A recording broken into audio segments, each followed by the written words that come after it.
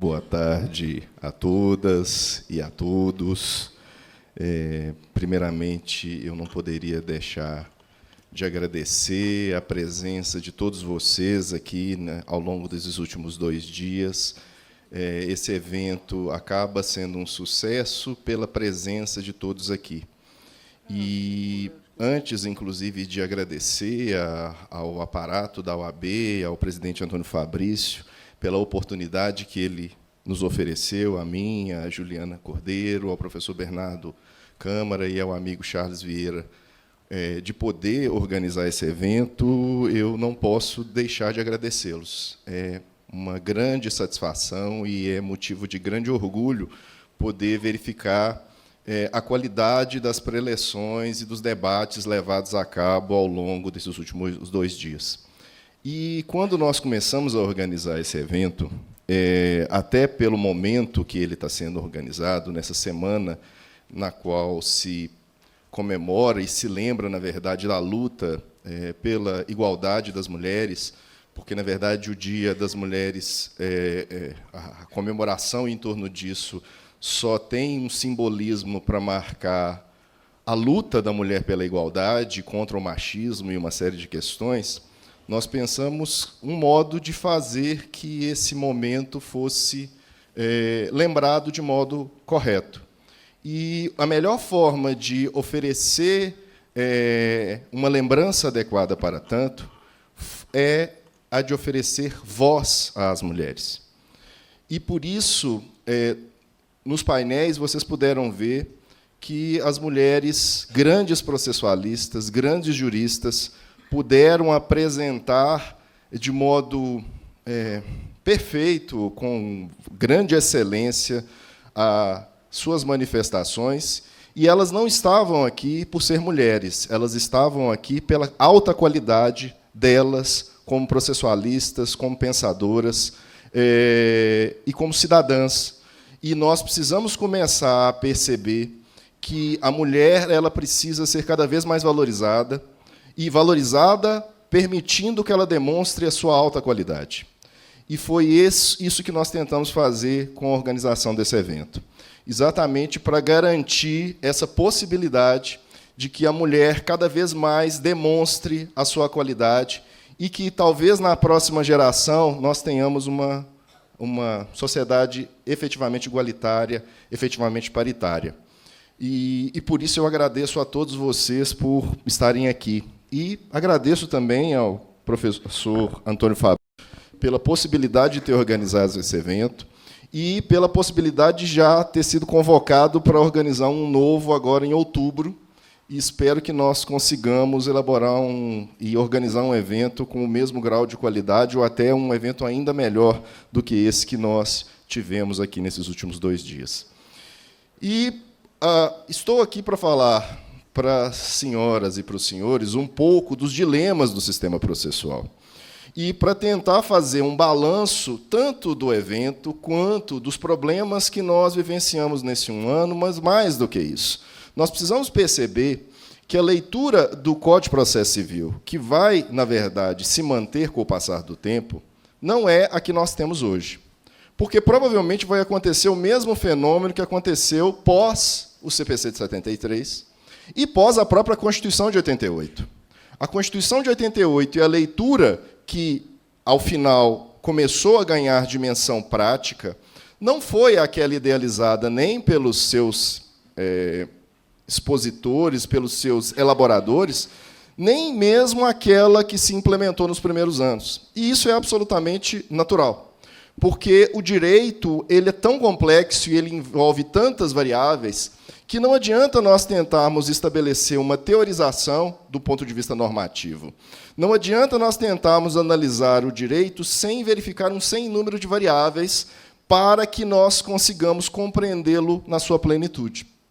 E o que nós precisamos perceber é que nós vivemos um momento muito peculiar do direito, e não é só do direito processual no Brasil. Na verdade, uma situação na qual foi se construindo uma noção equivocada a partir de um pressuposto teórico muito perigoso, qual seja, aquele que, por uma construção muito pitoresca, ao longo do século XX, se estabeleceu que, por exemplo, o que é a Constituição é o que o órgão de cúpula do judiciário diz, aquilo que se convencionou chamar de supremacia judicial. E nós precisamos começar a perceber que a supremacia da Constituição não é idêntico, não é análogo à supremacia judicial, ou seja, a leitura que os órgãos de cúpula do judiciário dizem que a Constituição é. A Constituição tem uma base normativa, e essa base normativa, como o Lênio vem defendendo há tanto tempo, ela precisa gerar esse constrangimento epistemológico. E, por falar no Lênio, percebam que eu me coloquei numa situação muito peculiar, porque eu estou falando depois do Lênio. É como uma bandinha falando depois dos Rolling Stones. O único alento meu é que depois vem os Beatles, que é o ministro Kukina. Então, vocês podem ainda, vocês vão ter paciência de me ouvir, mas depois dos Rolling Stones fica difícil fazer uma palestra que chame a atenção das pessoas. Mas, continuando, percebam, nós temos um sistema no qual a ideia de supremacia da Constituição está muito adulterada, porque, muitas vezes, o que vira a Constituição não é o que propriamente a Constituição estabelece. E, para tanto, nós precisamos começar a perceber, para além de uma análise tão somente teórica do sistema, tão somente normativa, nós precisamos começar a verificar o modo como os atores do sistema aplicam essa normatização. E, por isso, desde a entrada em vigor do novo CPC, eu venho fazendo um projeto de pesquisa de monitoramento exatamente para tentar verificar como a legislação vem sendo aplicada. Eu venho fazendo um estudo para acompanhar as decisões dos tribunais, tanto de segundo grau quanto dos tribunais superiores, para verificar se aquilo que foi idealizado como modo correto de estruturação e de pensamento do Código está sendo implementado pelos tribunais. E eu apelidei essa pesquisa carinhosamente de CPC da depressão. Por quê? Porque, claramente, o modo como, ordinariamente, a legislação está sendo aplicada tem um déficit enorme do modo como ela foi pensada. Eu poderia citar um sem número de casos aqui. Eu poderia falar do problema do contraditório, como foi projetado como garantia de influência e não surpresa, não está sendo levado em consideração, ou estar se mantendo como um dispositivo meramente formal. Quando um contraditório mais estruturado, especialmente nas primeiras grandes decisões envolvendo, por exemplo, técnicas de gerenciamento de caso, como são os casos dos processos repetitivos, poderia, com um contraditório mais consolidado, analisando todos os argumentos, mediante uma apuração, inclusive, daqueles argumentos relevantes trazidos nas audiências públicas, nas participações dos amici curiae, do artigo 138, da previsão do artigo 1038, do Código de Processo Civil, se aquilo é levado em consideração, a decisão do Tribunal Superior, que vai gastar um pouco mais de tempo para ela ser proferida, ela vai levar em consideração todos os argumentos relevantes. E isso vai diminuir a possibilidade, inclusive, que aquele entendimento tenha sido consolidado com argumentos parciais. Porque, se eu tenho uma decisão proferida de modo superficial por um tribunal superior, não tenham dúvidas, o advogado ele vai tentar fazer com que aquele argumento que não foi levado em consideração ele seja analisado. E o advogado vai tentar, de algum modo, fazê-lo. Porque a crença de que nós vamos conseguir fechar o direito nos textos é uma crença antiga que nunca deu certo. É o mesmo pressuposto de quem fez o Código Civil de 1804, o Código Napoleônico. Vamos fechar o direito no texto do Código Civil, o código não vai ser interpretado e vai ter aplicação mecânica pelos operadores. Deu certo? Não deu. Porque qualquer texto é interpretável. Eu costumo, inclusive, falar com os meus alunos que a prova de que qualquer texto é interpretável é o WhatsApp. Se você pega uma conversa sua com a sua namorada, esposa, ou seja lá o que for, e ela manda uma mensagem, e você tão somente visualiza daquelas 2 risquinhos azuis, e você não fala nada, ou vice-versa, qual é a mensagem? Por que ela não me respondeu? Ou isso vive acontecendo com a minha namorada, por minha vida é uma loucura, eu visualizo, e ela vira, fala assim, por que você não me respondeu? O que aconteceu de errado? Não aconteceu nada, eu não estou sem tempo. Mas o simples fato da visualização dos dois tracinhos azuis já fala, já simboliza algo. Porque todo texto é passível de interpretação, qualquer símbolo é passível de interpretação. E a nossa atual crença é que nós vamos conseguir fechar a interpretação nos textos dos precedentes, por exemplo. E não é possível, porque o precedente vai ser aplicado. Tem súmulas vinculantes do Supremo Tribunal Federal que, por exemplo, o Tribunal Superior do Trabalho dá uma interpretação contrária àquela que foi a base para o julgamento do Supremo Tribunal Federal, porque é passível de interpretação. Seria muito fácil para mim, ou para qualquer jurista, falar assim, vamos colocar as coisas nos precedentes, e aquilo vai ser aplicado mecanicamente em todos os casos idênticos. Isso poderia dar um alento para resolver o problema numérico, tal qual agora nós estamos projetando uma possibilidade de repercussão geral nos recursos especiais para o STJ, sob a mesma crença que a repercussão geral foi posta no Supremo Tribunal Federal. E qual que é o lastro empírico da repercussão geral? Ela não funciona, por uma série de fatores, inclusive alguns apontados pelo meu próprio amigo Freire aqui, porque elas são analisadas num plenário virtual, às vezes pela omissão do tribunal, até pela quantidade de processos e de repercussões gerais que ali tramitam. As repercussões gerais atualmente existentes no Supremo Tribunal Federal, se elas forem julgadas no ritmo que o Supremo Tribunal Federal ordinariamente as analisa por ano, vai gastar pelo menos uns 10 a 15 anos para as repercussões gerais serem julgadas. Porque eles, em média, num ano que eles julgaram muitíssimo, no primeiro ano da gestão do ministro Lewandowski, eles julgaram 41 recursos em repercussão geral. A média do Supremo Tribunal Federal é julgar 10 a 15 ou 20 por ano.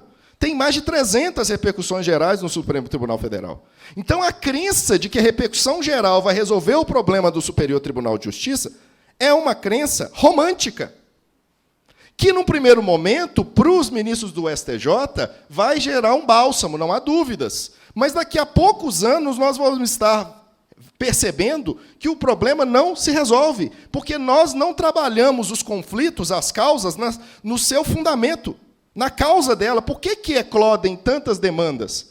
Porque há um descumprimento massivo de direitos no Brasil, e nós acreditamos que, através de técnicas processuais de filtragem, nós vamos resolver, nós só estamos criando novos ilhamentos e nós estamos agravando muitas vezes o problema. Eu não tenho dúvidas que, dentro de um argumento utilitarista e momentâneo, você pensar em mecanismos para tentar otimizar e gerenciar essa carga massiva de processos no Brasil é muito relevante. Só que, ordinariamente, nós oferecemos respostas superficiais. E tem uma resposta, uma frase de um americano que eu adoro, que fala que, para todo grande problema complexo, existe uma resposta clara, evidente e absolutamente errada. Porque, para problemas complexos, só é possível resolvê-los com respostas complexas. E nós tentamos resolver, por exemplo, através do sistema recursal. E qual é o problema do atual sistema recursal? E aí eu queria falar com vocês de duas questões. Primeiro delas, ordinariamente, o sistema recursal ele sempre padeceu no Brasil de um problema. Qual? Pela quantidade de processos e pela incapacidade dos tribunais de dar uma resposta adequada a todos os recursos, foi sendo construído um mecanismo interpretativo da admissibilidade dos recursos que se convencionou nominar de jurisprudência defensiva, que eu, às vezes, chamo de jurisprudência ofensiva à inteligência, porque alguns entendimentos de impedimento de que o recurso seja analisado é de uma imbecilidade esférica. De todos os ângulos, ele é imbecil. Por exemplo, você falar que um recurso é intempestivo porque ele foi apresentado antes do prazo. A ideia do prazo é para fazer com que o processo seja em tempo razoável. Se você apresentou o recurso antes do prazo, significa que o processo está ficando mais rápido. Mas não, você apresentou antes, o recurso seria intempestivo. É claro que agora o Código corrigiu isso com o artigo 218, parágrafo 4º, que fala que qualquer ato processual praticado antes vai ter plena validade. Inclusive, nós tivemos uma grande preocupação durante a tramitação do Código com a jurisprudência defensiva. Mas nós acreditamos que isso vai ser resolvido com o CPC 2015 só os românticos. Porque uma pesquisa recente dentro desse quadro de pesquisa empírica, inclusive, que um grande amigo nosso, o professor Lucas Buril, fez envolvendo os agravos internos nos tribunais superiores.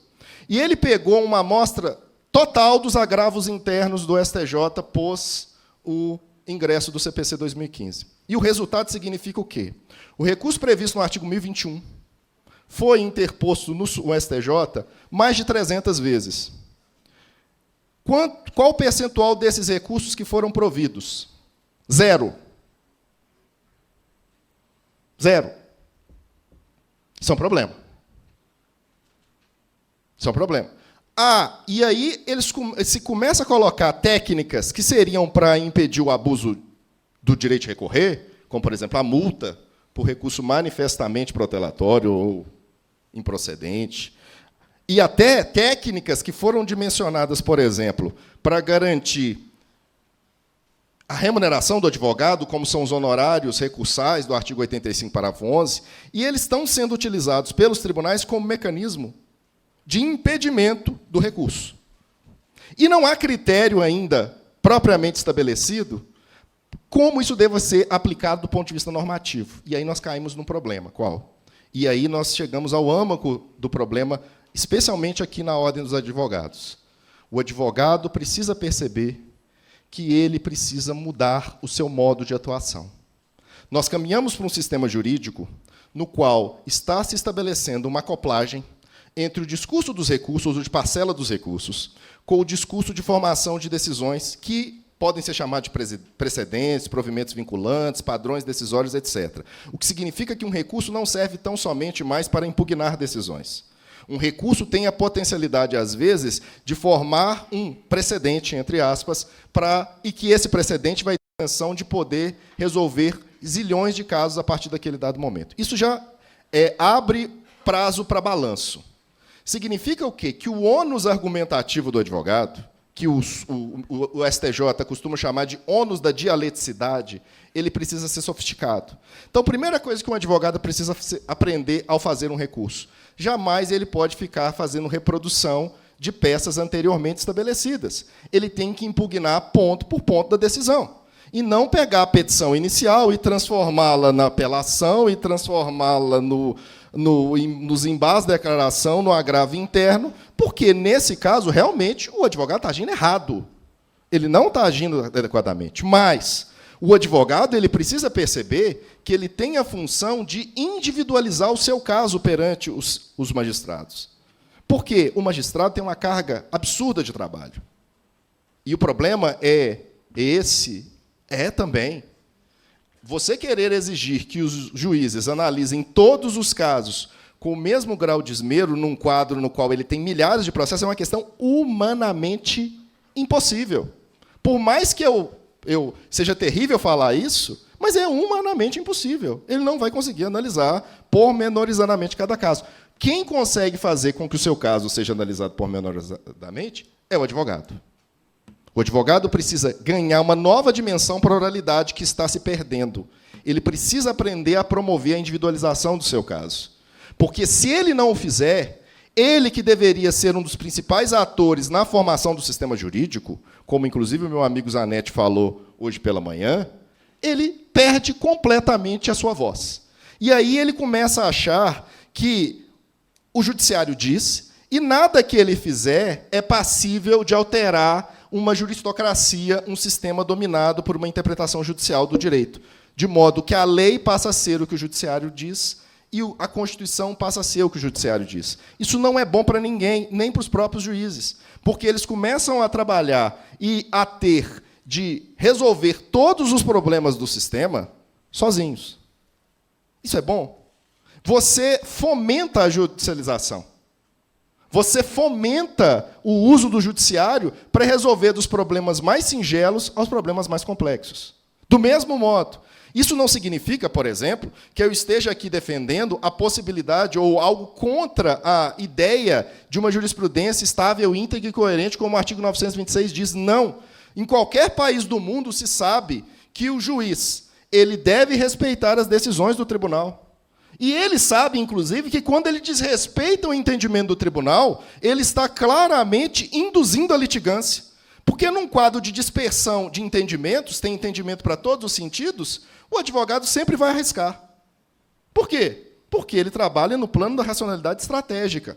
O advogado, ele está querendo vencer. O processo, por essência, é um ambiente não cooperativo.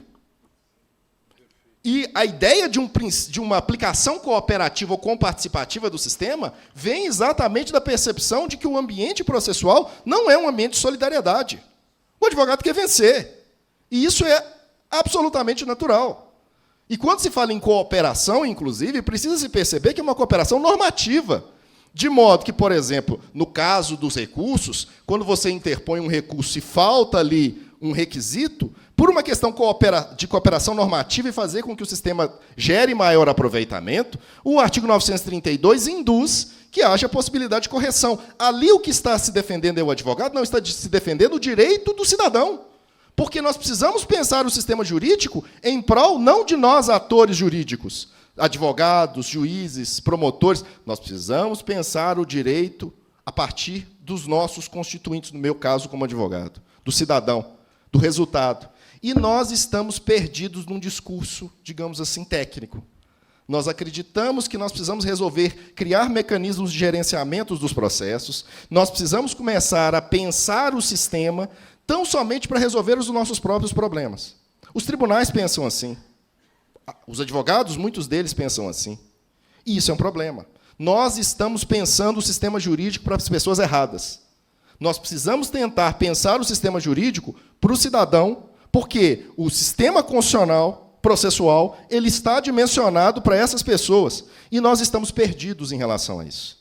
E, por isso, nós precisamos fazer uma projeção do sistema, de modo a tentar agora fazer um balanço, e, por isso, estou fazendo um monitoramento, e sempre falo isso para os meus colegas da área, nós precisamos pesquisar, exatamente porque só trabalhos empíricos de pesquisa vêm gerando constrangimento epistemológico, como diz o Lênin. São trabalhos da FGV, trabalhos que mostram dados concretos para os próprios tribunais, para que os próprios tribunais entendam como eles estão trabalhando, bem ou mal, que vai induzir a possibilidade de que eles modifiquem. Discursos meramente teóricos simplesmente são ignorados. Ou eles são trabalhados através daquilo que a psicologia comportamental chama de viés de confirmação. Eles pegam doutrinadores que afirmam aquilo que eles querem decidir. E aquele doutrinador que desdiz o que eles querem decidir de antemão são ignorados. Ou seja, o próprio papel da doutrina precisa ser repensado. Em que medida que nós estamos sendo aproveitados? Em que medida que o trabalho que está sendo desempenhado, ele gera possibilidade realmente de alteração dos contextos de aplicação? Senão nós vamos ligar num automático, meus caros, e daqui a pouco tempo nós não vamos saber, nós não vamos ter mais noção do que é o direito. Porque a qualquer momento pode ter um grau de flutuação tão grande que a possibilidade de melhora vai sendo mitigada, vai sendo reduzida.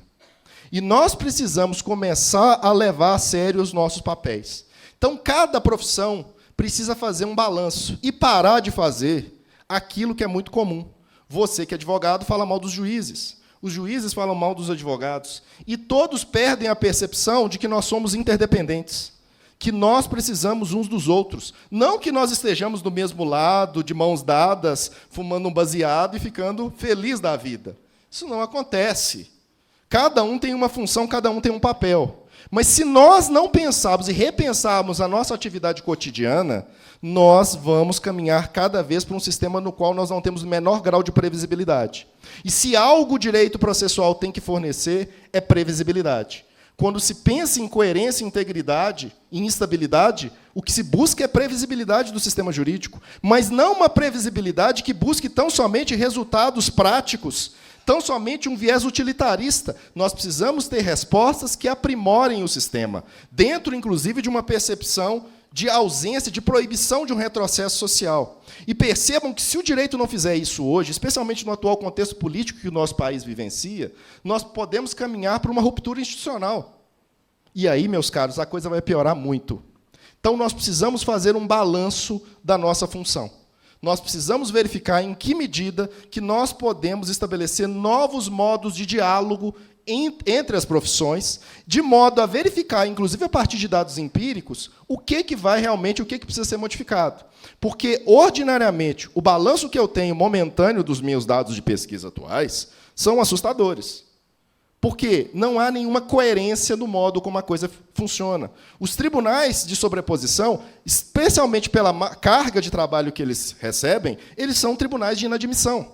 Mais de 90% da sua atividade é de inadmissão. O Freire, inclusive, desenvolve isso há muito tempo. E já vivenciou isso, inclusive, por dentro. Então, nós precisamos rever o nosso modo de atuação. E, dentro do sistema recursal, isso precisa ser devidamente percebido. Até porque, e eu falo isso com uma grande tranquilidade, até porque eu vivo no tribunal, eu costumo até brincar com os desembargadores, que eu tenho quase uma barraca dentro do TJMG, porque eu estou lá quase todos os dias para despachar, fazer sustentação oral, incomodo demais os desembargadores por conta dos meus clientes. Eu vivencio e percebo que, mesmo os juízes, os magistrados, eles também vivem um quadro de tensão e de desespero. Eles não sabem o que fazer para melhorar aquilo ali. E eles, muitas vezes, querem, com a maior boa vontade, resolver questões, mas, como não têm uma percepção clara do problema, a resposta que eles ofertam, às vezes, não é adequada. Então, a minha fala é uma fala mais para pedir a todos que nós comecemos, nesse 1 ano de novo CPC, a refletir. Refletir para verificar os caminhos que a gente está trilhando. Refletir para que nós tenhamos, talvez daqui a 2, 3 anos, um quadro de reflexão diferente. E que nós paremos de tentar fazer alterações ou visões do sistema que, na verdade, em nada beneficiam e só o agravam. Muito obrigado.